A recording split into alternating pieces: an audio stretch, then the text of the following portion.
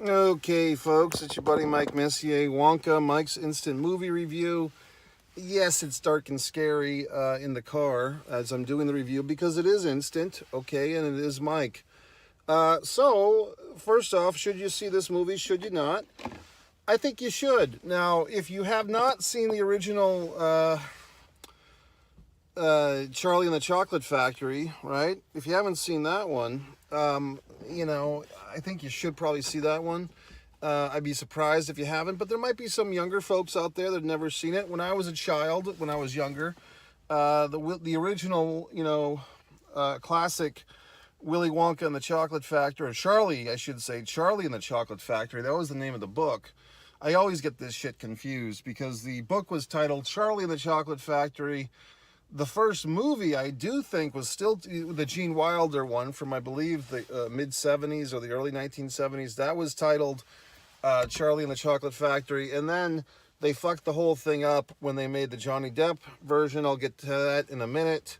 Willy Wonka and the fucking Chocolate Factory. They changed the title. They made Willy fucking Wonka the lead character, and Charlie was kind of diminished a bit.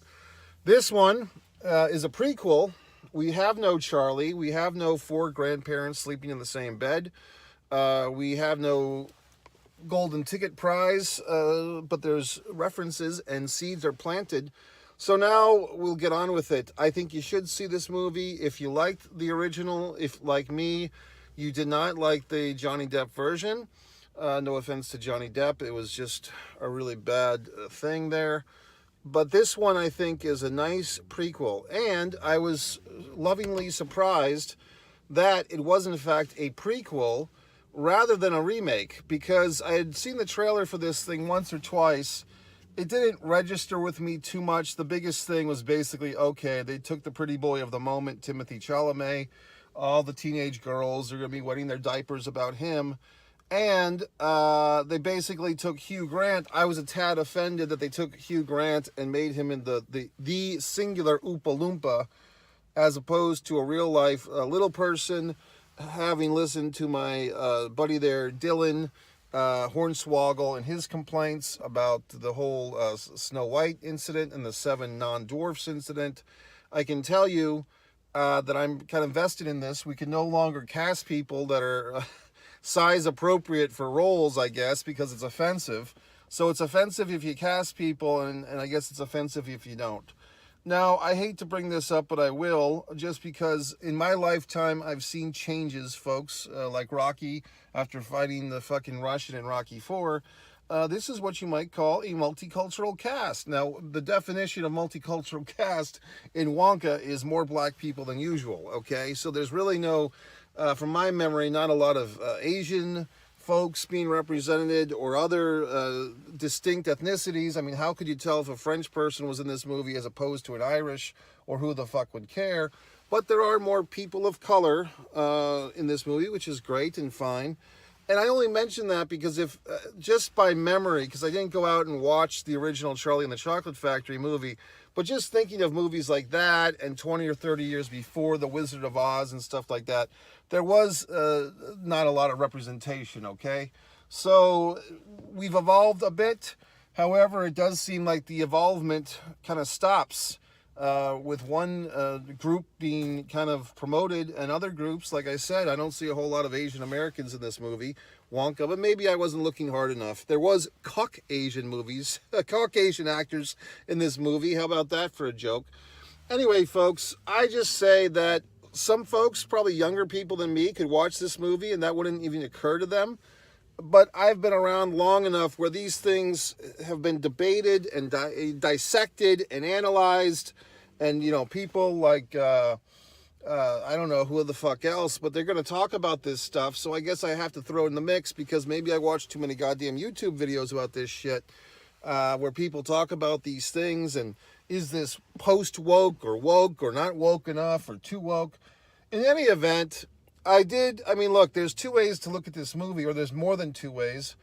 Having just enjoyed the movie, I could say, hey, I think it was really smart. Once the movie started and Chalamet starts singing, I didn't realize that this was going to be somewhat of a musical, not an annoying, tap dance musical, but songs, a lot of singing.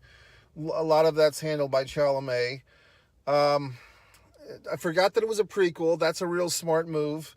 Because the thing that killed Johnny Depp in his version, not that it's his fault, but he was the actor in it, and I don't know if that was fucking Tim Burton who directed or whoever the fuck else, but you can't outdo Wilder as fucking the Charlie and the Chocolate Factory, okay? So when Johnny Depp came along, and I remember watching that movie and thinking, is he doing a Michael Jackson impersonation? Like, the costume and just the disposition and everything, it felt like this weird, somewhat creepy or in very fucking creepy tribute or homage to the personae that we had learned about like in the 1990s of Michael Jackson, what we thought the Neverland Ranch was like. And it was creepy, it was uncomfortable, it wasn't entertaining in my opinion. I think you'd have to be a real Johnny Depp finger-banging apologist to enjoy that Johnny Depp version of the film, which I've only seen once, or the version of the story. So I think that left a bad residue in everyone's mouth, and now here we are a generation later trying this pony again, and I think the smart move, folks, is you cast a guy in Chalamet who's a fan favorite. He's a pretty boy. Everybody loves him. You know what I mean? And basically, he's not doing the same material that Gene Wilder did so successfully. He's doing new material, and he's playing the character at a younger age. I mean, if we say that Gene Wilder's character was just, say, arbitrarily 45, and we say that the character in this one, in Wonka, is, let's just say, 30, then it's a lot more believable, because he kind of comes into this new town, he's wide-eyed, he's naive, he's trusting of all these weirdos.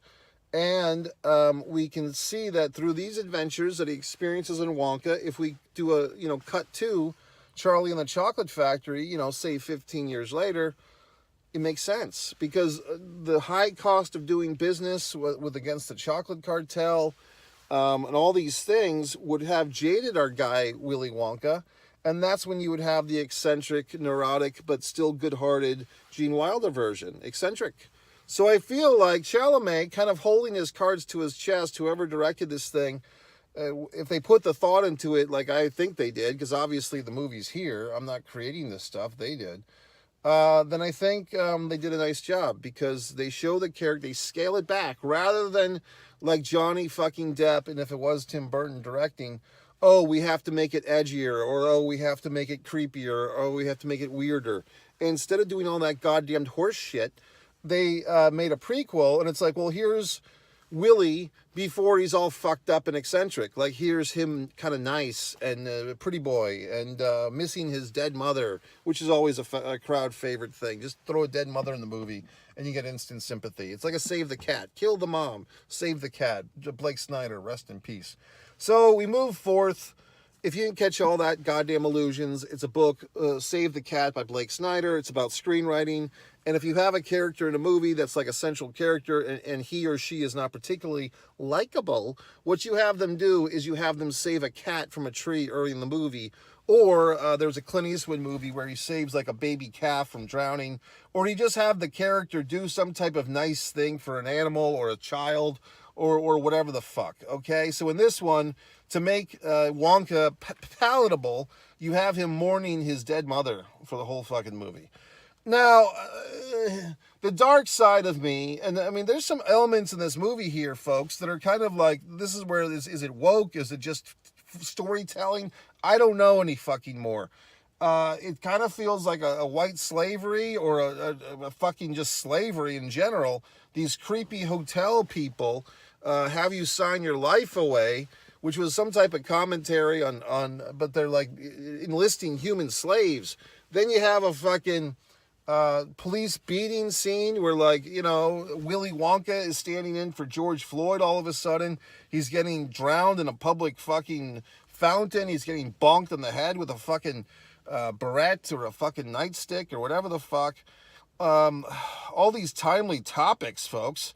And if I really wanted to get into the recesses of my own brain, I have to question, I mean, I'm trying to be a nice guy here, but is Willy Wonka kind of grooming this young girl Noodle? I mean, like, how old's Noodle supposed to be? That's his little friend in the movie.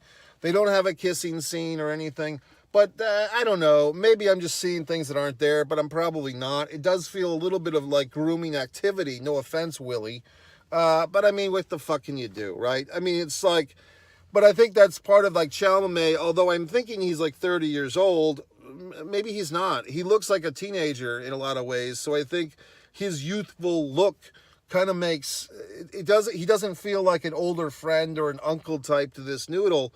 It kind of feels like, there are a couple, it's like the guy in college who's trying to pick up the high school girls or whatever the fuck. It feels a little bit creepy to me, but maybe to you didn't mind. Who the fuck knows? I mean, maybe that's your problem, viewer. So I don't know.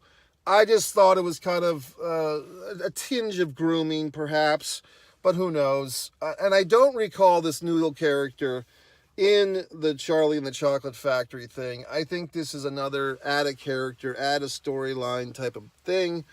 And then we have our good old-fashioned white savior shit. Like, I'm telling you, I watch too many of these goddamn YouTube videos where people deconstruct the movies and they find agendas, and now they're all floating around in my precious little brain. So, of course, fucking Willy Wonka has to reunite the orphaned child with her mother who thought she was dead. Of course, we have to have that shoehorned into the movie. The white savior fucking Willy Wonka, whatever the fuck. He's got to reunite families of color who've never met each other because he's Willy fucking Wonka. He makes chocolate and he's fucking Maury Povich at the same time.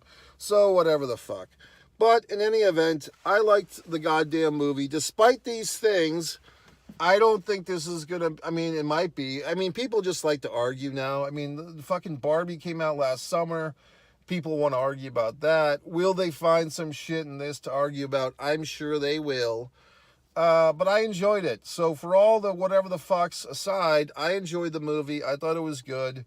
Chalamet or Timothy, I mean, he's like the guy now. He's the actor that all the young girls are fucking getting the Teen Beat magazines, their Tiger Beat magazines, whatever the fuck they do now.